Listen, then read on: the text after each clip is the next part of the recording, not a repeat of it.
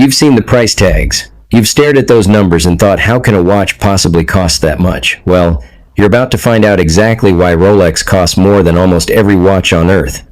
And here's the twist, it's not just steel. It's not just gold. It's a 100-year story of obsession, secrecy, and power, and trust me, nobody tells you the whole truth.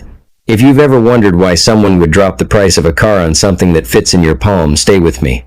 By the end of this video, you'll see why Rolex isn't just a watch, it's a calculated empire. And why some people would rather own one than a house key. And here's the thing, Rolex might not even want you to buy one. Rolex isn't just selling watches, they're selling you a story you want to believe. We cover Hans Wilsdorf founding Rolex in 1905. The world's first waterproof watch, the Oyster, 1926. Sponsoring the first cross-channel swim, linking achievement and status directly to the brand. The art of perceived scarcity, long before hype culture ever existed. Audience question number 1, curious tone. If you had a brand, would you make it available to everyone, or limit it so only a few could have it? And here's the twist, Rolex didn't just create demand, they started controlling time itself. Rolex doesn't buy steel, they make their own.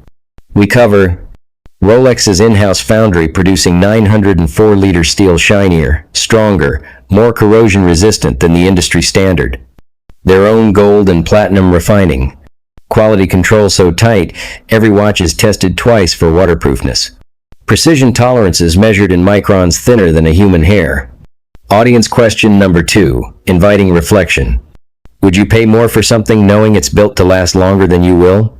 And yet the real secret isn't the material. It's the fact Rolex hides their best tech inside the case, where you can't even see it. Drop the voice. No factory tours, no public balance sheets. Rolex is a vault inside a vault. We cover privately owned by the Hans Wilsdorf Foundation, no shareholders breathing down their neck. Ultra-restricted access to manufacturing floors. Even their marketing department doesn't get full specs. How secrecy itself becomes part of the value. But the biggest mystery? Rolex makes over 1 million watches a year, so why can't you just walk in and buy one? Rolex scarcity isn't an accident, it's the strategy. We cover allocating fewer units to dealers than demand. Waitless, stretching years. Gray market resale prices soaring 2-3 times retail. How scarcity fuels desire, keeps values high, and turns pre-owned into gold mines. Lean in, darker tone. And if you think that's ruthless, wait until you see how Rolex handles people who try to beat the system. Owning a Rolex isn't about telling the time, it's about telling the world who you are. We cover Rolex as a life milestone, graduation, promotion, retirement. Status signaling without saying a word. The heirloom effect, passing it down through generations. Why people defend the crown like it's family.